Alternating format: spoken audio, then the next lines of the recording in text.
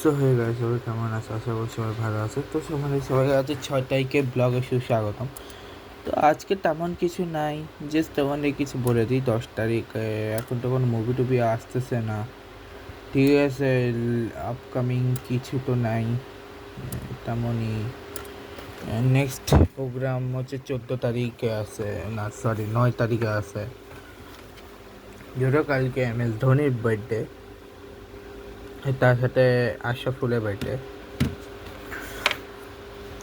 সেটা different issue. আর আমি ওই বেজাবাজ ওই ব্লগটা আমি এখন করছি, ওটা আমি কালকে করবো, ঠিক আছে? কালকে করবো, ঠিক আছে। আর নয়তো 8 তারিখ তো কোনো ইয়ে নাই, তো 8 তারিখ করে নেবো, অত চিন্তা নেই, ঠিক আছে। এখন আসি, আজকের প্রথমে আমি একদম ওমেন্স দিয়ে শুরু করতেছি, যেখানে ব্লাস্টের আজকের ম্যাচ নেই। ডাইরেক্ট 12 তারিখ 12 তারিখ সেমিফাইনাল আছে, আর ফাইনাল অলরেডি হয়ে গেছে। গ্ল্যামঙ্গান চলে গেছে ফাইনালে। কেন্টা গ্লোসেস্টার আমাদের যে জিতবে সে চলে যাবে ফাইনালে। ব্লাস্টের আজকে ম্যাচ নেই। কালকে হচ্ছে ইসেক্স ভার্সেস ওমান্সের একটা ম্যাচ রয়েছে। ইন্ডিয়া মানে ইংল্যান্ডের আপকামিং সিরিজ চালু হচ্ছে 10 তারিখ থেকে, মানে একটাই টেস্ট সিরিজ বাকি আছে। উমেন্স ওয়ার্ল্ড কাপ শেষ হয়ে গেছে। ইন্ডিয়া এর ওমেন ট্যুর অফ ইংল্যান্ড, যেটা অলরেডি চলতেছে। শ্রীলঙ্কা ওমেন বা আন্ডার-19 এটা জাস্ট বাকি রয়েছে। আর ওইদিকে ডোমেস্টিকে county championship, sorry, India Sri Lanka এর মধ্যকার টেস্টেরও গতকালকে শেষ। ইন্ডিয়া আন্ডার-19 আর শ্রীলঙ্কা আন্ডার-19-এর আজকে সেকেন্ড আনঅফিসিয়ালটা, যেখানে শ্রীলঙ্কা জিতে গেছে। এরপর হচ্ছে ইংল্যান্ড ডোমেস্টিক ওয়ানডে কাপ শুরু হবে কিছুদিন পর। T20 লিগে নেতোয়া T20 ব্লাস্টের আজকে ম্যাচটাই হয়েছে ডার্বি এবং ল্যাঙ্কাশায়ারের মধ্যে। এরপরে MLCর আজকে যে ম্যাচটা ছিল সেখানে সান ফ্রান্সিসকো ইউনিকর্নস জিতছে। এরপরে মহারাজা ট্রফি যেটা ছিল ওখানে একটা কোস্টাল কিংস ব্যাঙ্গালোর জিতছে, আর একটা কল্যাণী ব্যাঙ্গালোর ব্লাস্টার জিতছে। আগামীকাল ওয়ারিয়র্স পশ্চিমবঙ্গ ইউডাসের ম্যাচ।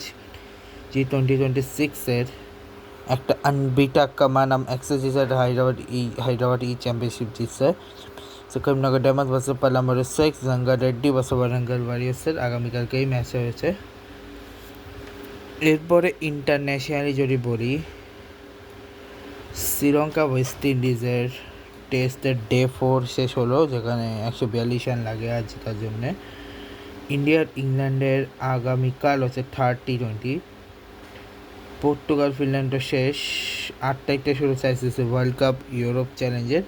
আজকে হচ্ছে Bangladesh versus Zimbabwe first ODI, যেখানে বাংলাদেশে হয়ে জিম্বাবুয়ে 141 অল আউট হয়, যেখানে হচ্ছে ব্রায়ান বেনের 24 বলে 17, ব্যান করে 19 বলে 18, ইনোসেন্ট কায়া 39 বলে 26, ক্রেক ইরবান 1 বলে 0, সেকেন্ডে আজহার 12 বলে 1, মাটাবেরা 10 বলে 0, 7 বলে 2, ব্র্যাডিবা 7 বলে 3, নমান মাইমোরি 51 বলে 33, 31 বলে 7, রিশাদ অ্যাংগ্রাভা, ব্লাসিং মুজাবানি 10 বলে 4, 10টা এক্সট্রা, 3টা লেগ বাই, 6টা ওয়াইড এবং একটা নো বল, ঠিক আছে। এরপরে 2টা করে উইকেট নিয়েছে তাসকিন আহমেদ, 2টা উইকেট নিয়েছে তাসকিন আহমেদ, মুস্তফিজুর রহমান করে উইকেট পায়নি, সৌম্য সরকার কোনো উইকেট পায়নি, ঈশান করে উইকেট পায়, মেরিয়াস ম্যাচ একটা, 6টা উইকেট নিয়েছে নাহিদ রানা,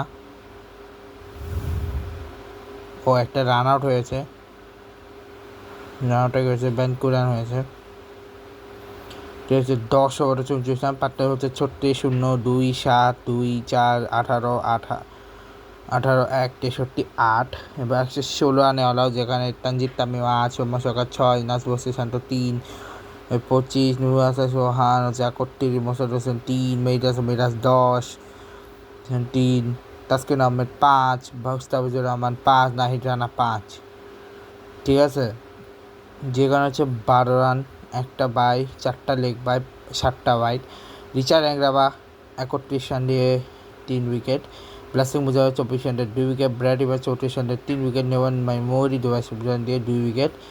এবং 10 ওভার হচ্ছে 32, পার্টিস 11, 6, 0, 49, 8, 15, 9, 1, 6, 11, ঠিক আছে।